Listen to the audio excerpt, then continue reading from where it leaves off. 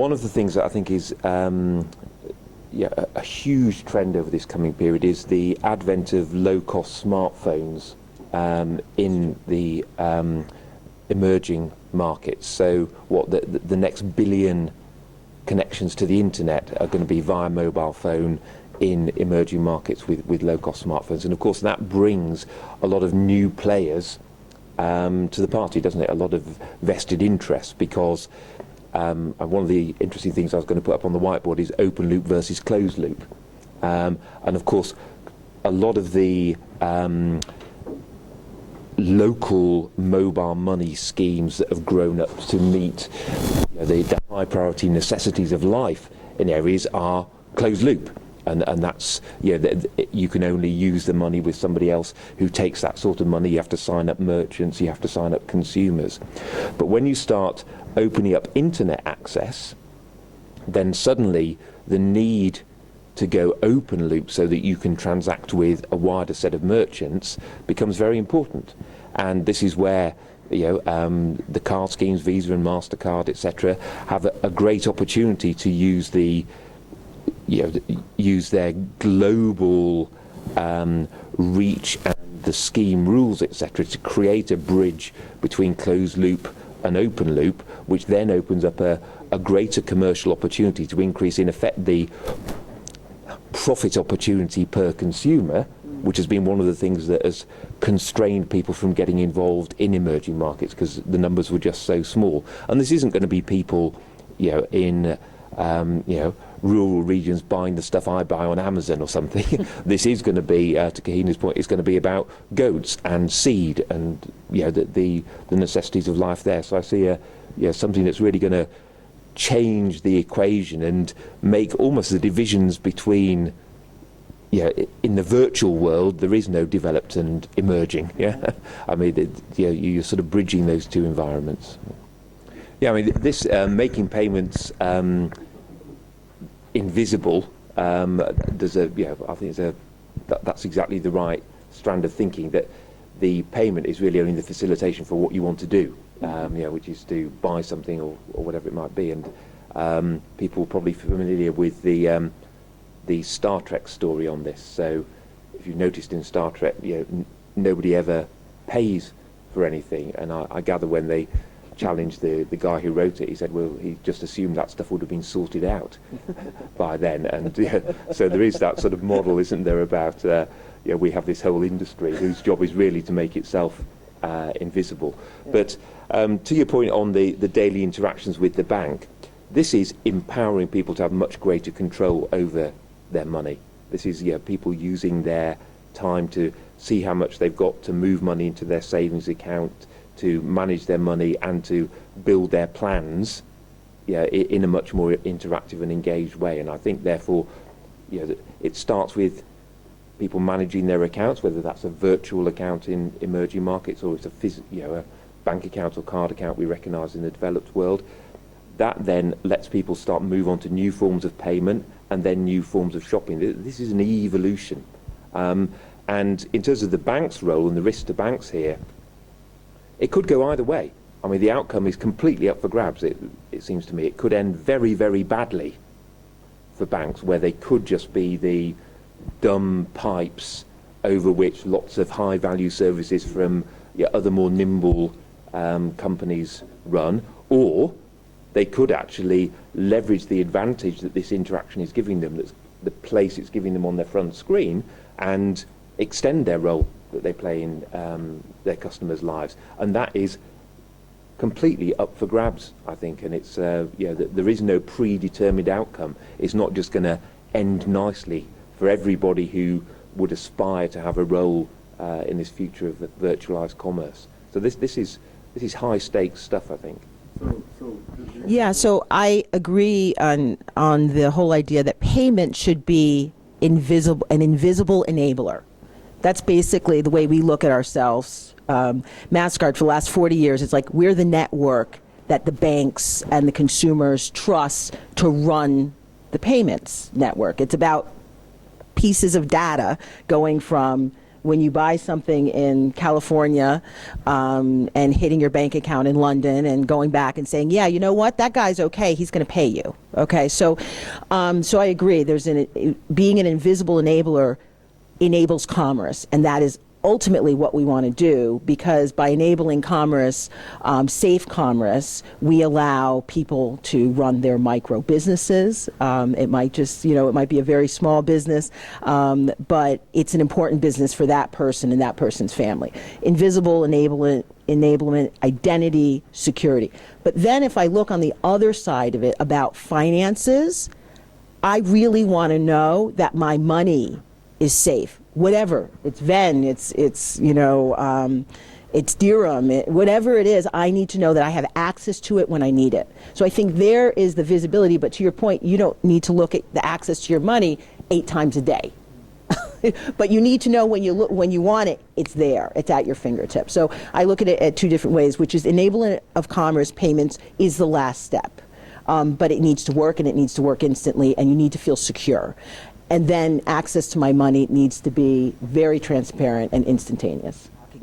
So a couple of months ago, I was talking about this and financial inclusion, and I said to the audience, and the banks were there and the technology enablers were there, and I said, listen, it all exists. We have everything we need to do this. We just don't have the agreement among all the stakeholders on the new business model. Okay, so we basically need to collaborate with each other to be able to serve and compete in the future. And so your issue, what you're talking about, is absolutely at the core of this. We have to really think differently about how we're engage with each other across industries. And traditionally, we might not have talked to each other. And traditionally, we might have thought that you were a competitor or the regulators, but you really do need all the stakeholders. You need the regulators on board. You need the banks on board. You need the mobile operators on board. You need the technology providers on board. And so you need the NGOs on board.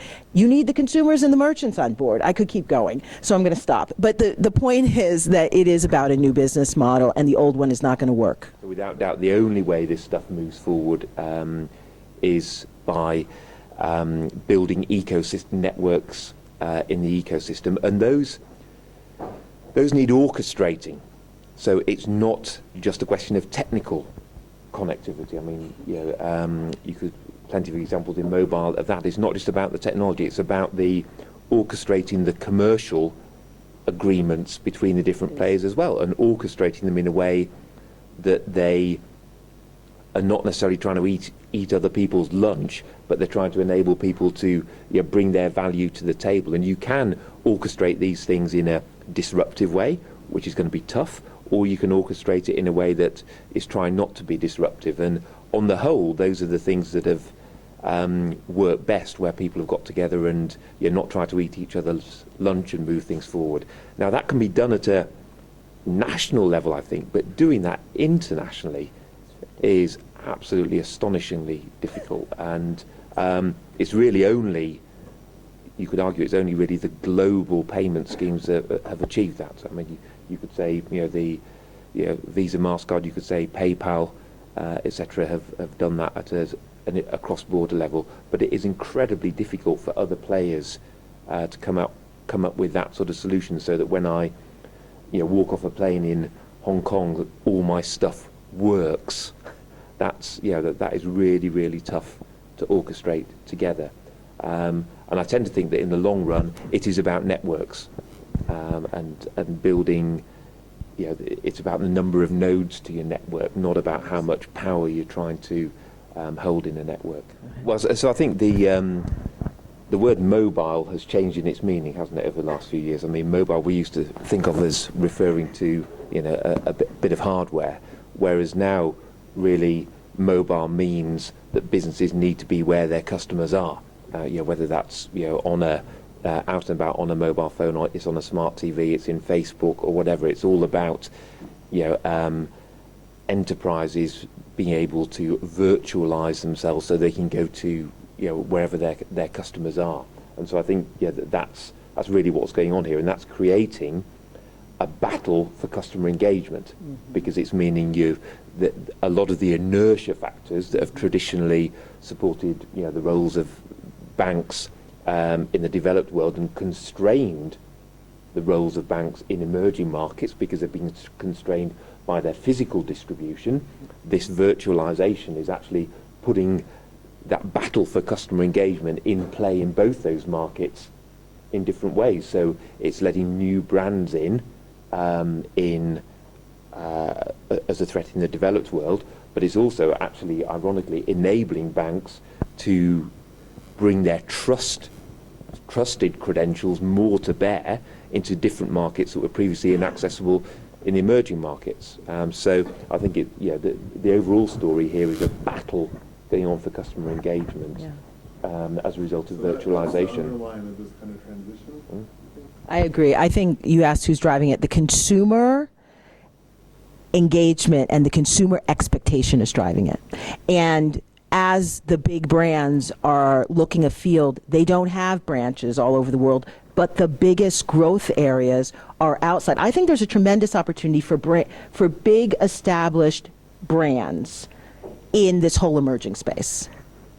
But I think there's a big opportunity, but I think their biggest challenge is themselves because they're not set up to actually address it, and their people and their organizations are not structured to address it.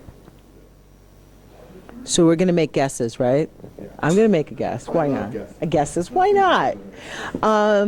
So I think that the big players, and I mean all of them, governments, retailers, banks, mobile companies, have all identified the opportunity. And in the commercial world, once they identify an opportunity, they tend to try to figure out how to realize the opportunity. But I think organizationally, the regulations, the processes, just the mindset is we're far away from them being able to truly embrace this into their current systems. So I'm gonna say new school. Thinking to the old school players, if it happens, is a decade away. The ones who win, I think one or two will come out and they will win, and they will win big. But the whole business model, 7 to 10 years. Richard? Okay, so I'm going to take as my measure for this transition as being that we will see the time when some major players of today have just missed it and their customers have gone elsewhere, and that new names that we don't know today have actually become a major global player. And I'm saying, in a 5 to 10 year time frame, I think we will reach that position where, despite all those constraints, consumer behaviour will have shown some incumbent brands that they got stuff wrong. Yep. And will have created the opportunity for a name that we just don't know today to have become a feature in that global landscape. Okay.